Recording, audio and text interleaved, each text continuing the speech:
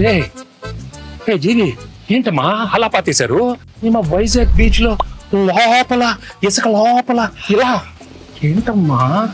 Music sitting అని పిలిచారు sir, పాతేశాడు sir. ఈ అనిల్ చూస్తే వణికేచేస్తుందమ్మా. ఏదో ఒకటి అడుగుతాడు.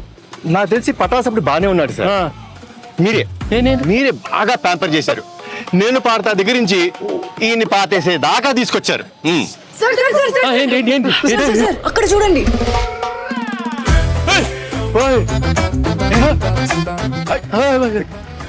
అనిల్ ఏంటి అనిల్ ఈ కత్తి? కత్తి లాంటి ప్రమోషన్ చేస్తున్నానని ఫ్యాన్స్ నా చేతిలో కత్తి పెట్టి ఈ తలపాగా పెట్టి కాన్సెప్ట్ కింగ్ అని ఒక బిరుదు ఇచ్చారు సార్.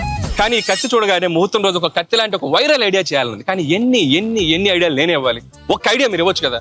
కత్తి లాంటి ఐడియా ఇస్తానమ్మా. అప్పుడు కత్తి మీ చేతిలో ఉండాలి సార్.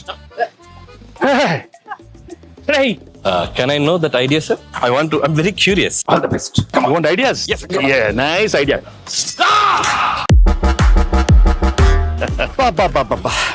రావిపూడి రక్తంతో విజయ తిలకం దిద్దిన వెంకటేష్ గారు. ఎలా ఉంది అనిల్?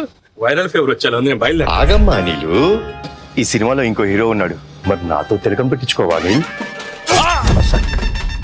వీర తిలకం అమ్మాయిలు కదా పెట్టాలి. ఇద్దరిలో ఒక్కరు పెట్టండి ప్లీజ్. ఇద్దరం పెడతాం.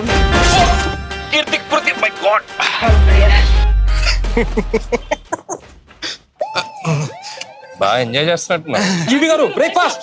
వద్దురా, నా కడుపు నిండిపోయింది. ఎంత రాయలసీమ బ్యాక్ డ్రాప్ అయితే మాత్రం మరీ అంత రక్తపాతం అవసరమా? మనది ఫ్యామిలీ బ్యాక్ డ్రాప్ ప్లీజ్.